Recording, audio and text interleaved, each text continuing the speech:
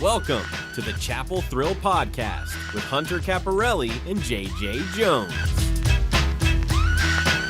What's up, Tar Heel Nation? Welcome to the 5th edition of the Chapel Thrill Pod, your home for all things Carolina basketball. I'm Hunter Caparelli, sideline reporter, studio host, and analyst for ACC Network Extra. Joining me is my co-host and former UNC football wide receiver, JJ Jones, as well as a brand new guest on the show, national play-by-play announcer, sports anchor, radio talk show host, you name it, Rich Ackerman.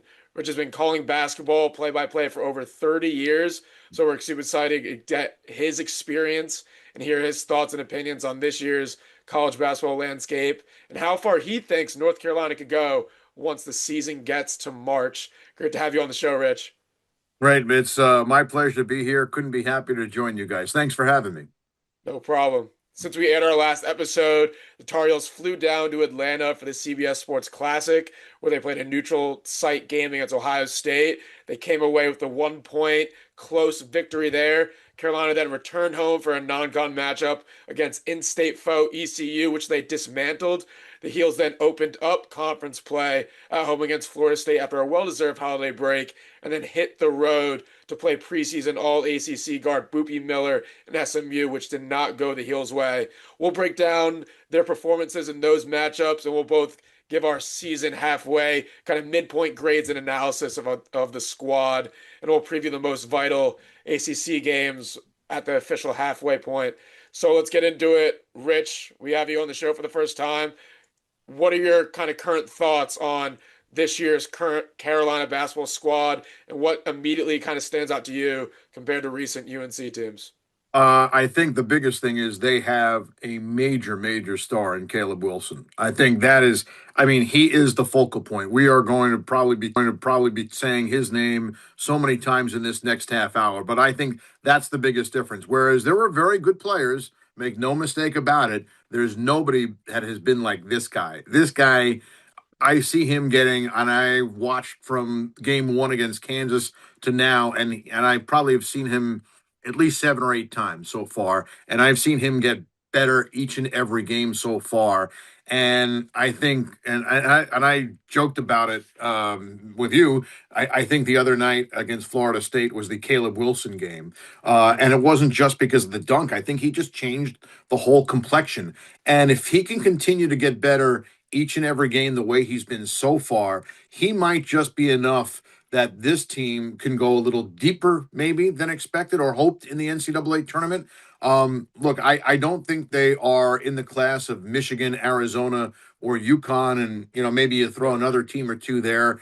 But, you never know how the tournament shapes out. It's all about matchups. It's about who gets knocked off, and it's, of course, survive and advance. And this guy gives you that opportunity to do so. He's that good. So I think it's, to me, the team itself has come along a little quicker.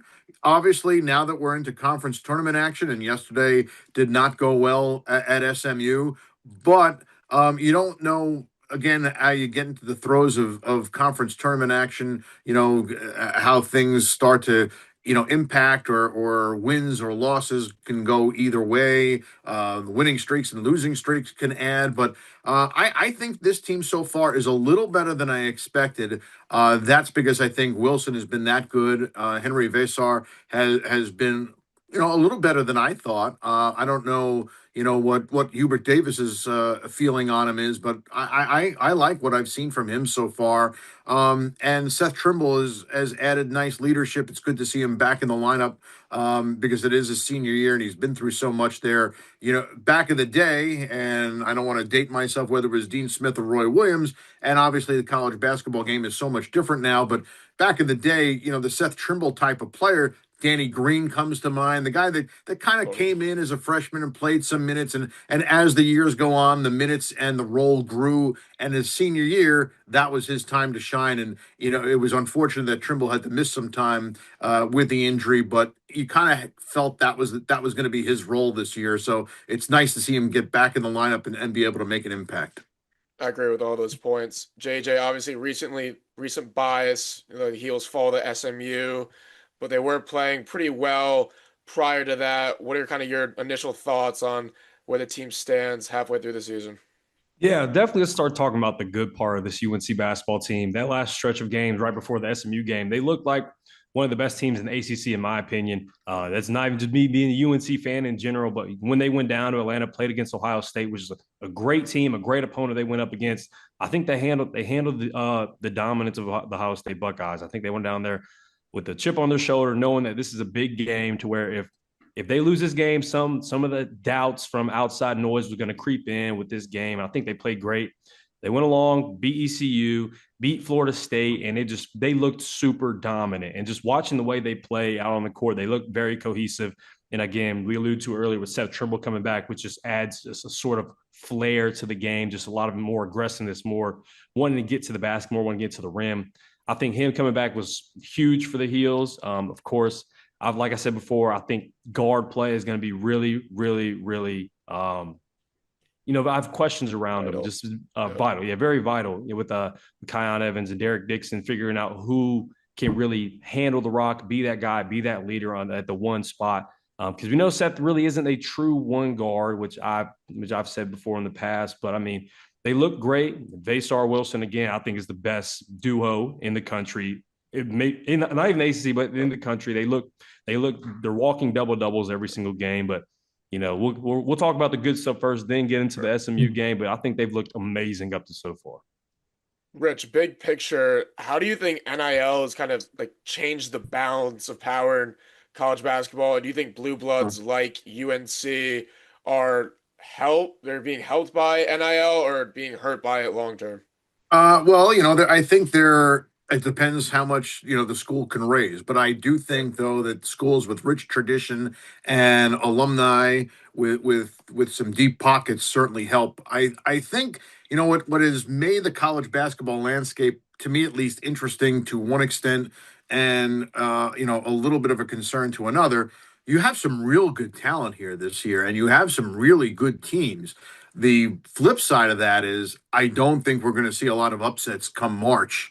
I think it's very top heavy right now, but the top teams are a lot of fun to watch. And look, there's been this debate for years about whether players should get paid. They're already getting scholarships, but they are giving their time. The schools and the NCAA were making billions off it. I was not in that camp, but I get it, and I was I'm okay with players getting paid, but it's really going to be interesting to see because I think the amount of money that guys are getting I think adds another layer of pressure here, and it's going to come into play in the next couple of months. I think people want to see bang for the buck, so to speak, but in the meantime, I think when you see what BYU has with AJ DeBansa, Caleb Wilson, what UConn has so far. I mean, they look like they're in midseason form from the get go. Michigan has retooled their team on the fly. Of course, Elliot Cadeau is among the players they brought in there that Tar Heel fans are familiar with. So I think it's interesting in one respect, but down the road it is a big concern. But to answer your question, I think the rich are getting richer, and it's getting tough for the mid majors to really hang with it. And the other part of the equation too is if you get a guy that's at a mid major and he has a very good year or he makes an impact in the tournament, then that guy is the prime free agent in the portal coming up. So unfortunately, this is the state of college basketball right now. But I think the rich do get richer with the NIL. JJ, what are your thoughts on what Rich said? Obviously, you were at the front line of NIL as it was emerging towards the end of your college career. What are your kind of initial kind of thoughts on where this could be headed, specifically for UNC? They obviously had a pretty big NIL budget this year under Coach Hubert Davis. What are your thoughts on NIL? I mean, like Rich just said, the rich get richer, unfortunately. And you see it like as a player. I mean, I've asked a bunch of the guys who have played at UNC before, and it's just being able to say, yes, I played basketball at the University of North Carolina. Like that carries something, that carries a lot of weight. And for a lot of the Blue Buds, like they have that recognition to where it's like a lot of players want to come play for them just because of the name. And these Blue Bloods, they have the donors, they have the unlimited pockets that will get these guys. And it's unfortunate for a lot of the high school kids and then some mid-major kids. But I mean, for a team like UNC, I think the portal's really helped them a lot. I mean, I think almost every year we've had somebody come out the portal who's been a very significant player in our starting five. And I mean, just look at the portal this year, pretty much two returners. The whole two team was returners all out of the whole transfer team. players and freshmen. Exactly. So I think the transfer portal has tremendously helped UNC. I think it's only going to help them. I mean, so from the next few years, which I think is going to be great for Chapel Hill. Rich, you've covered college and professional basketball through so many eras. Outside of NIL, what's the biggest change in college basketball that you think is being talked about in the media, not being talked about in the media, that fans should probably know about? Well, I think it's almost linked to the NIL, and that's got to be the transfer portal. For so many years, if you transferred, you had to sit out a year. Now you can just leave at will, and I think it's very difficult because you spend so much time recruiting an athlete, and now again NIL has changed that because to an extent, but you spend time recruiting an athlete and. The hope is that unless he's going to the NBA or the NFL, the hope is that they're going to be there for 3 to 4 years. And now you have to recruit them, get them on campus, keep them happy, and make sure you re-recruit them again after the season. So I think that's the toughest thing that I think that the college landscape and coaches are dealing with. And unfortunately, you've seen some big name coaches step away from it all. Whether or not they just wanted to deal with or did not want to deal with it, is perhaps part of the equation. Perhaps they just said, it's time to move on. But I think that's a really big issue that the NCAA really has to figure out here. I completely agree. Looking specifically at Carolina's last loss against SMU, they lose by 14 to the Mustangs, who had 58 points in the second half. JJ, what are your thoughts on what went wrong in that game for Carolina, and would they potentially need to fix or improve going into next Saturday's game at home against Wake Forest? Yeah, I think SMU just came out to an extremely early lead, and I don't think UNC could just, capitalize off that and come back from it. I know you talked about it, which is crazy. You talked about it a few weeks ago, one of our podcasts about Boopy Miller. And I was like, I'm going to watch this game, see how good of a player he is. Just because of, I'm on Twitter all the time. I'm on Instagram, and you see the big names who are always talked about. And Boopy Miller was really one of those names that's always been thrown into the conversation as one of the I think he's the most underrated player in the ACC. And after watching him play, I completely agree. I think he went out there, did his job. But at the end of the day, I think it was just, I was waiting for one team to finally be like, okay, we can step on UNC's throats. We can put them in transition. We can make sure they take care of the ball. Turnovers for UNC has always been a problem. But I think SMU just kind of didn't take their foot off the gas the whole game. And I think we haven't seen that all season. We've seen some teams, get up on UNC and then kind of slow down and let UNC come back. But I think SMU just continued to put their foot on the gas and just was out there balling out the whole game. I completely agree. They were just too efficient offensively. Carolina couldn't find a way to stop them. SMU led the points in the paint category. They led in fast break points, and they hit 14 of 27 threes. So it's going to be hard to beat a team who's shooting right over 50% from three. Rich, what were your thoughts on what went wrong for UNC last Saturday? Well, I think what you just said, you can't have a team shoot 14 for 27 for 3-point range, and that's been a little bit of a soft spot for Carolina in recent years, getting out and guarding the 3-point play. So I think that's one thing. Maybe just Boopy Miller's ability to do what he did is a big concern because you go through the years and Carolina has always had that guy who can stop the ball. Is Seth Trimble? It was seemingly because he's a tough physical player, or has a good sturdy frame that he could be the guy that does that. That's a big question now as you go into the season. The other thing, obviously, 21 assists yesterday to 10 turnovers. 10 turnovers while SMU had 23 assists and just 7 turnovers. That's a big difference. That's a little more than a 2-to-1 ratio for Carolina, and it's a 3+1 for SMU. So I think that's a big problem. And then look, this is the problem that you're going to have sometimes when you have a lot of guys that are new to the program. Sometimes it's going to work and sometimes it's not. That's just the way it is. You look at what St. John's is going through right now with the complete turnover they had. Caleb Wilson had his game, but Vesar yesterday 4 of 11. Bogovats is very inconsistent, from the field. I don't know if they were expecting more from him as a knockdown shooter. There are times he looks like he's the guy, and there are others that he's not. So they've, in addition to struggling to guard the three, they've also not been a great 3-point shooting team. So I think all those things came to light yesterday. 100%. The common thread, I believe, in UNC's 2 losses this year against Michigan State and now SMU is that the opposing point guard was able to get whatever they wanted. Jeremy Fears had great success in that Thanksgiving game against UNC. And then on Saturday, Boopie Miller was the key player on Saturday. JJ, do you think what our guards are doing on the offensive and defensive side is giving an X factor going through the rest of ACC play? Oh, absolutely. And I've said this from the get-go. I think whenever you get down to the nitty-gritty of the games, your guards who are the players that win the games for you. And it seems like recently we've always wanted to be like, okay, it's gonna be Derek Dixon, it's gonna be Kion Evans. And honestly, neither one of them have really stepped up last game. And you have a guy like Seth Trimble who's got to be the main guard, and that's really not his go-to position.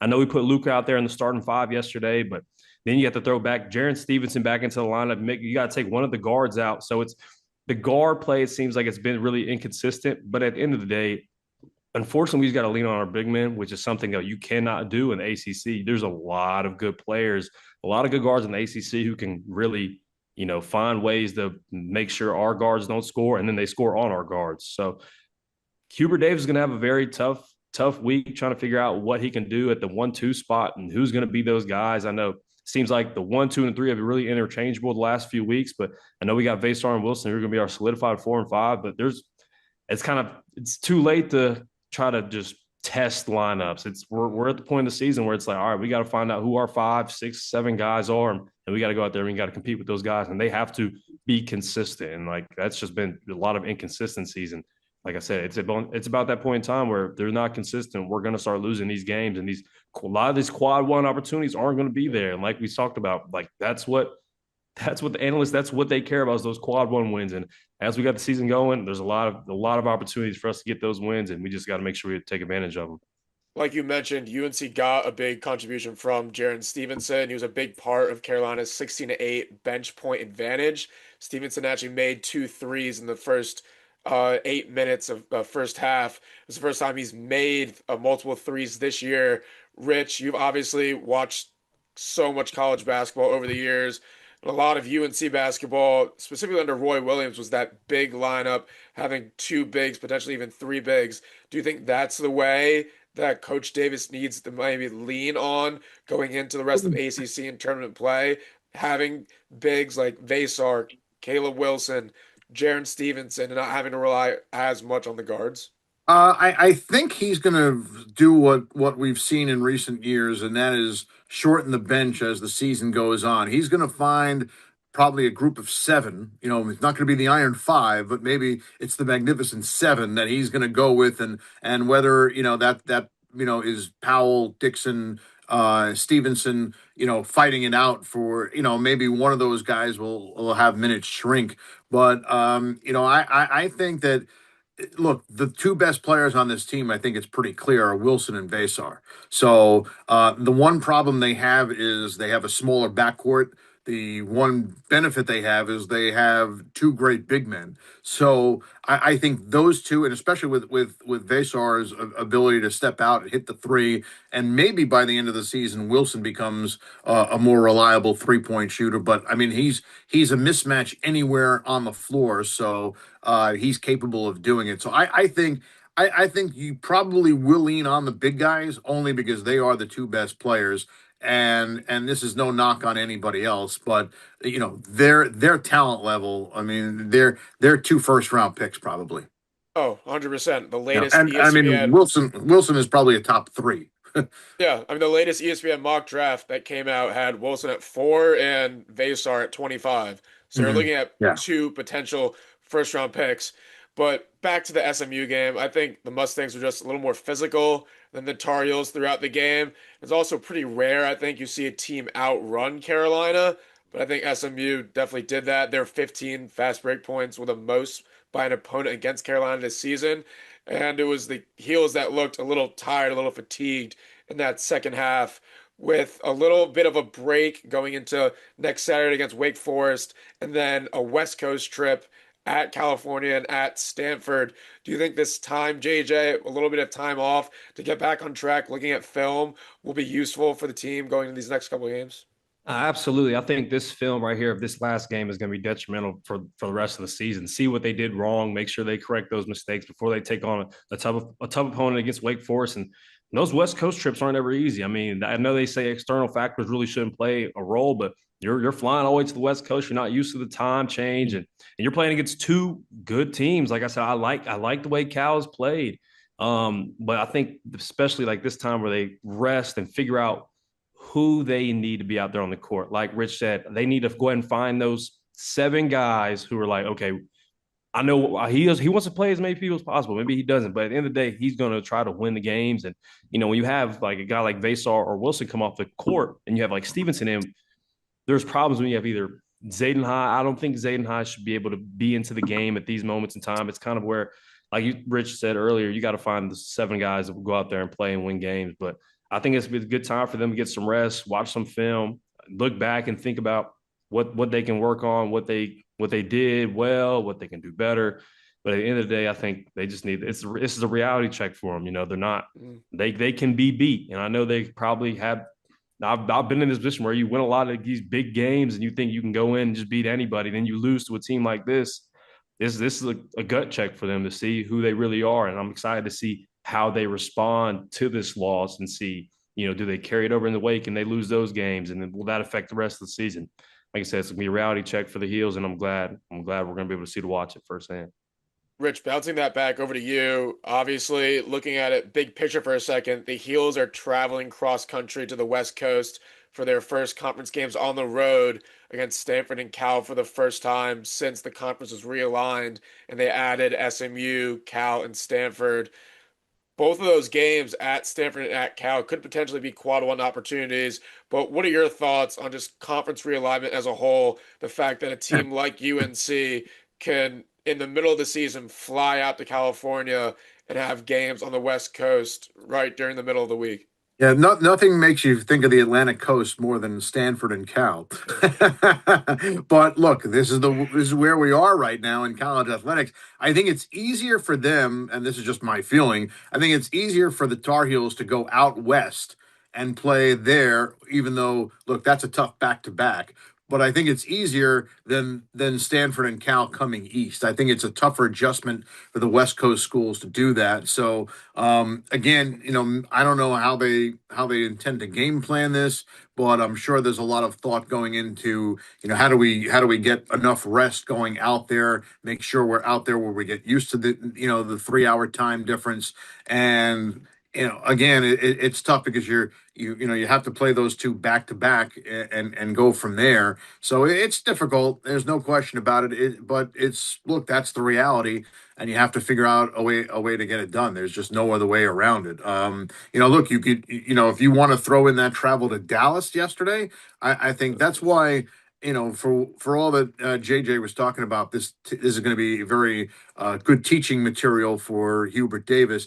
It's a road game in the conference, which is never easy, and it's Dallas, and there's talent on that team. It's not like this is the rollover team in the conference. So I think sometimes you gotta put a little bit of a disclaimer there. I'm sure Hubert Davis isn't going to, but I'm going to put a little disclaimer. I don't want to get too much into it. As a holiday week, maybe coming off a big win. A lot of factors go into these things sometimes. So again, I'm sure Hubert Davis is not thinking this way, but I am.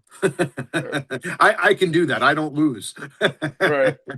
After that game, UNC now, it's the official halfway point. I hate to put a grade on, certain aspects of what the season looks like, but I would love to do it here.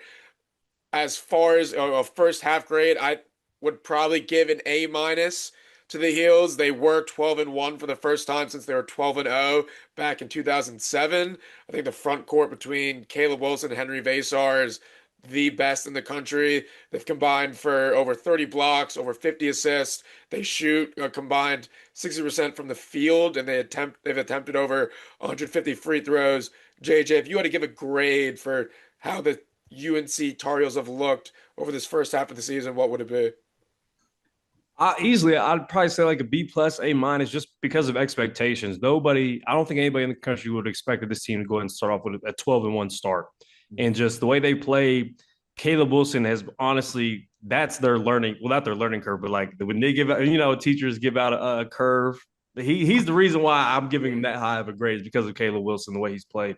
But I think they played extremely well. I mean, you have 2 losses, but they aren't 2 bad losses. Like the SMU game, that's not a bad loss. SMU's what? Are they 12-2, I believe? They were unranked, but Yeah. really high, relatively high in the net Yeah. rankings. After that win, that pushed them up into 28th in the net. So a very good team, especially and then on the road. That was a tough environment either way. So I think it's a respectable loss. Yeah, that's a respectable loss. And then like Michigan State, another respectable loss, which they were just out of out muscled in that game. I mean, they didn't have Seth Trimble, which would have been a key factor in that game.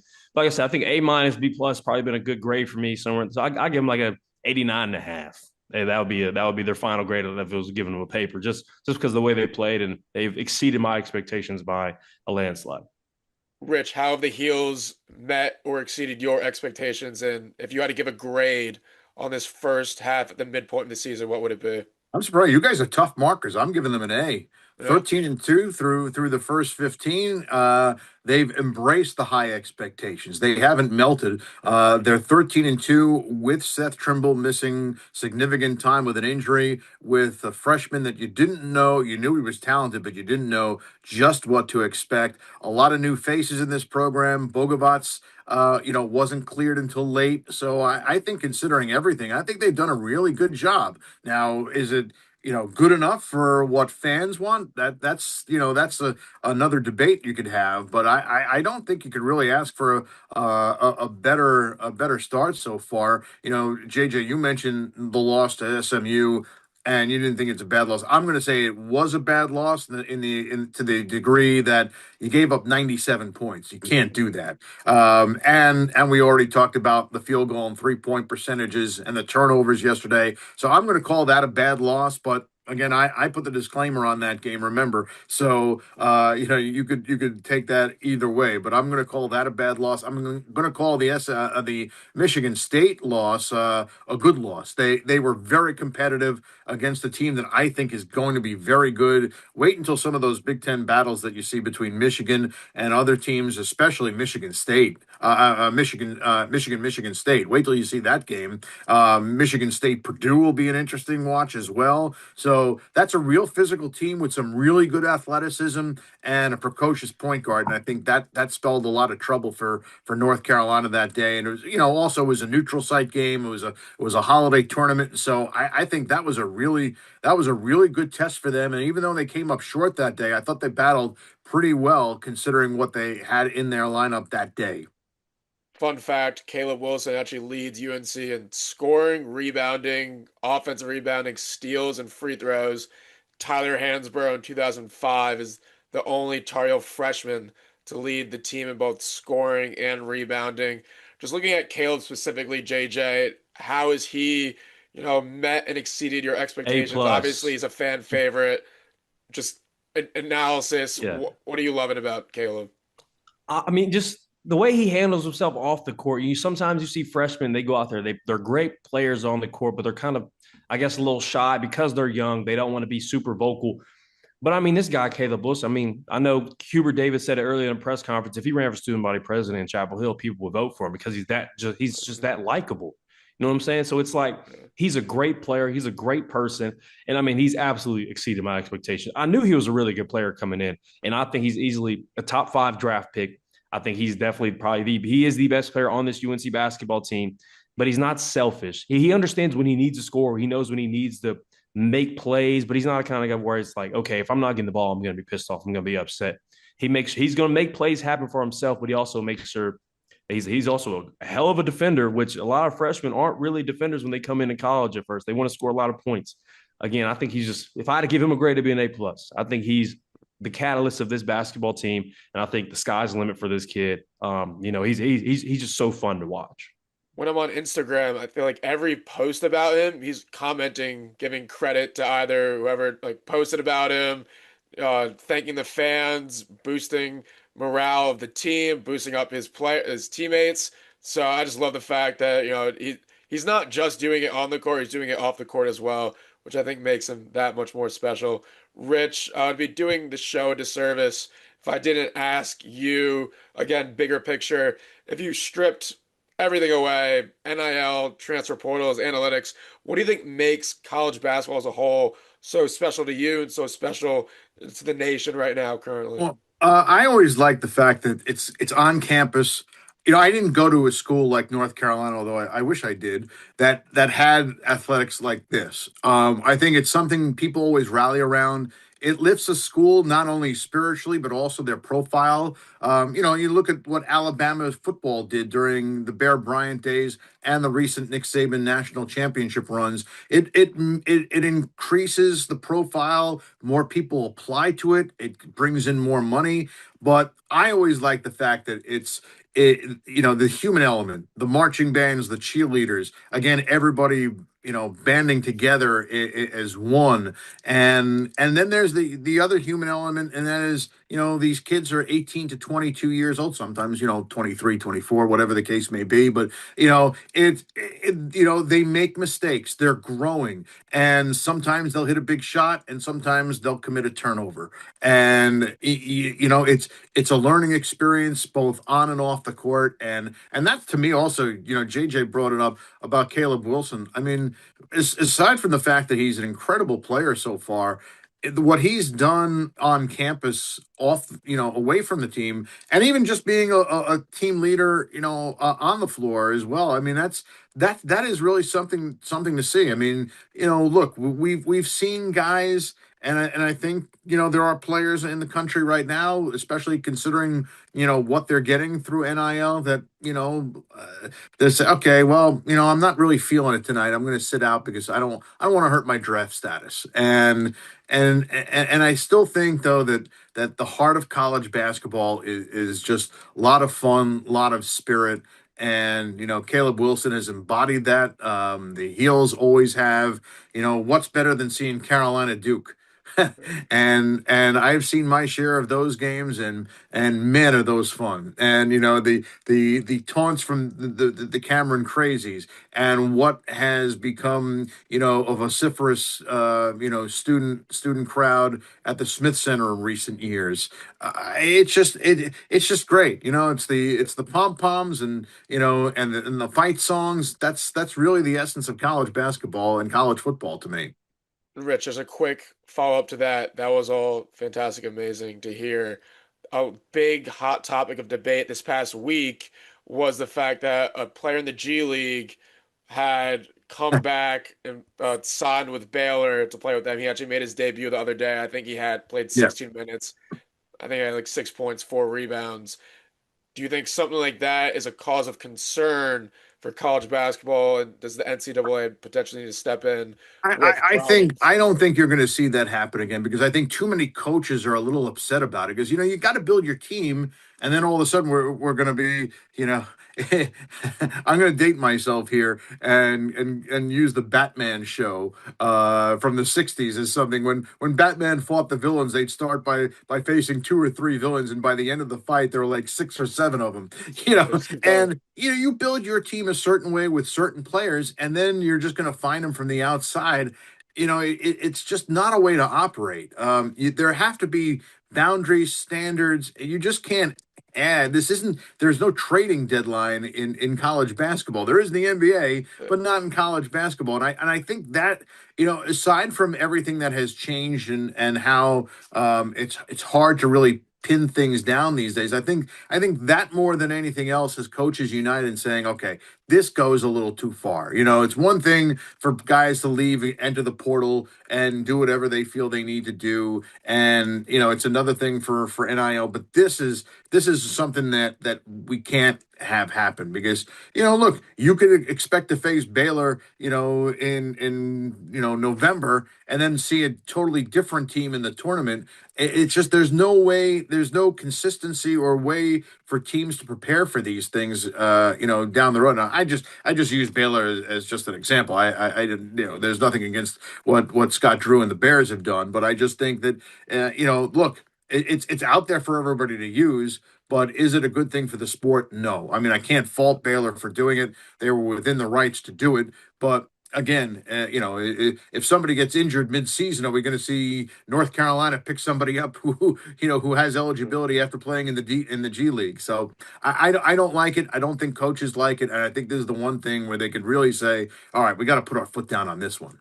I saw Justin Jackson had actually tweeted, I think I might have eligibility left. Is it possible I could return? So there were some, Twitter was definitely having a field day. JJ, what would your emotions have been while you were playing at UNC if all of a sudden a game comes and you're hearing that your opponent just re-signed a player who was maybe on an NFL roster and you were then facing him, in Kenan Stadium, I'd be maybe that following pissed. Saturday. I'd be pissed. I'd be so mad.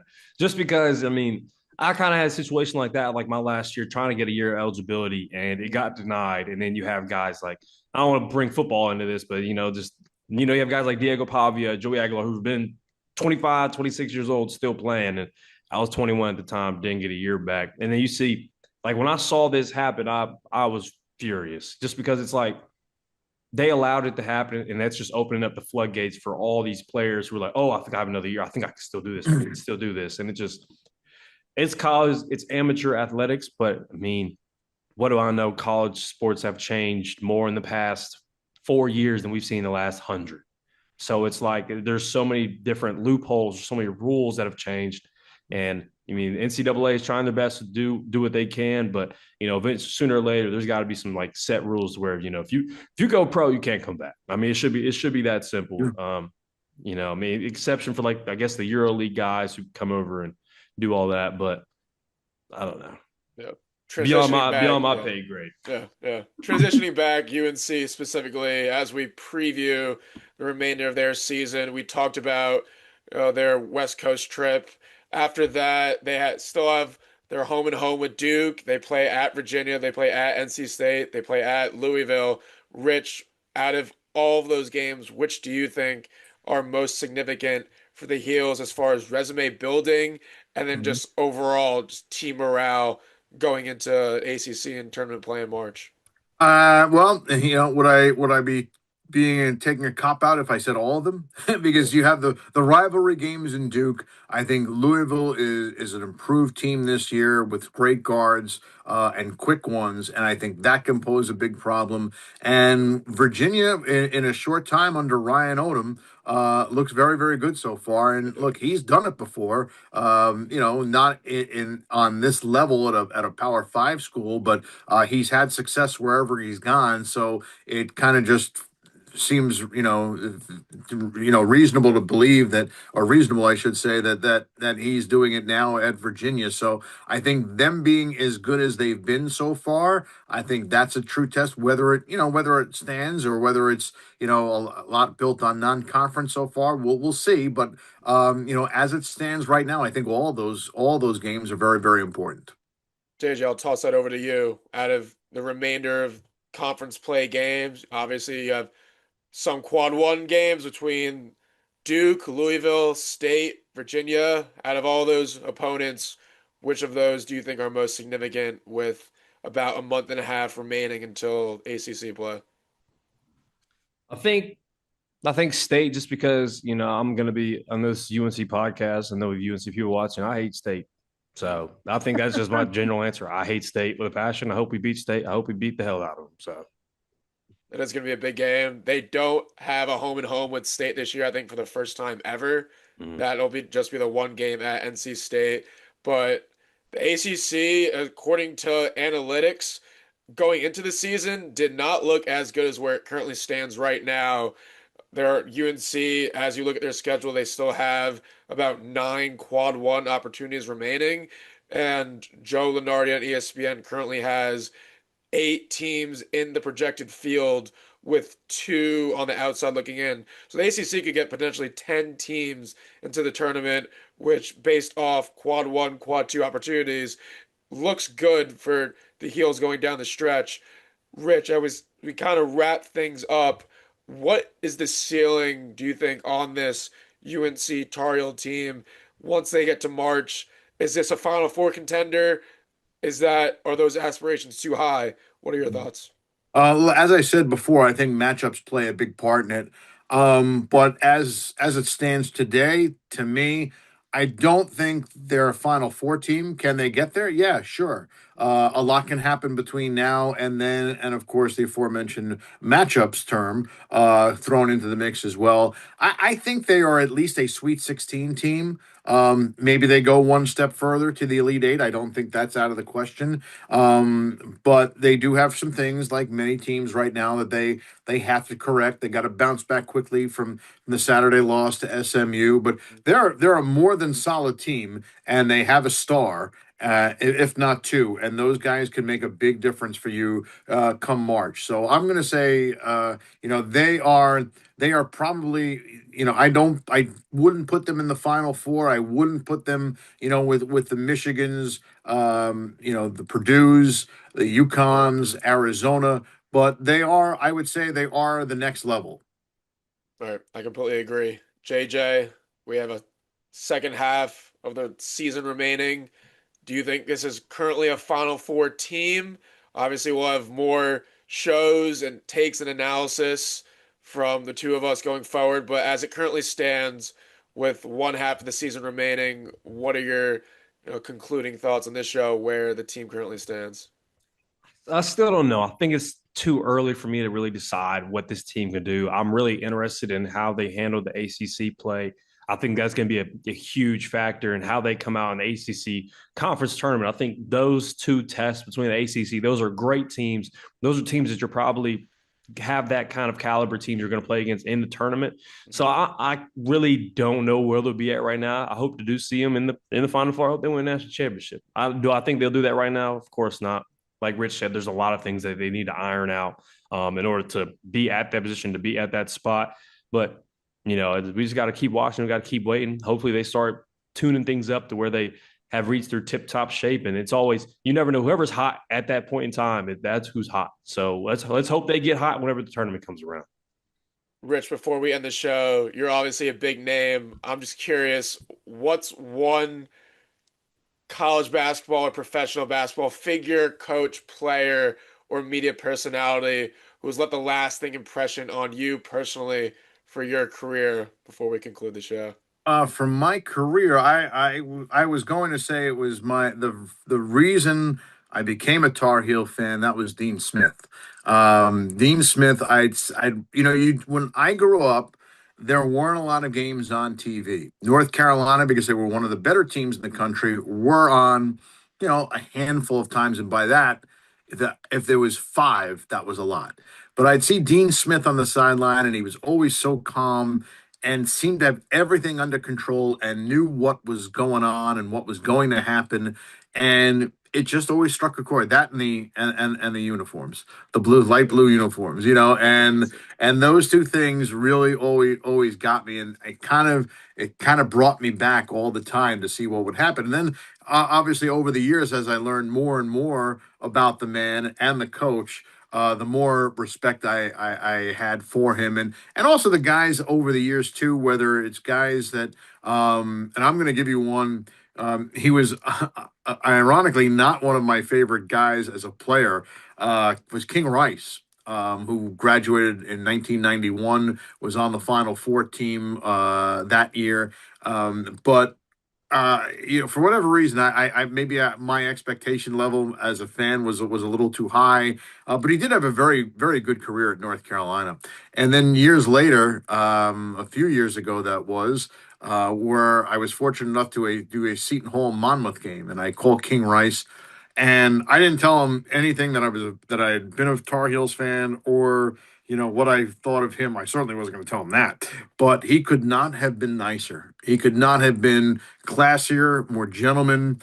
And all those Carolina guys, you know, and I thought that really meant a lot, especially for all that he had been through in his life. To be that way really stood out, and you knew that was a Dean Smith influence. And guys that I've come across, whether it's Matt Doherty, interviewing Michael Jordan. I met Jimmy Black one year, you know, briefly, but each one of those guys, James Worthy was another, and Worthy was that was my favorite player.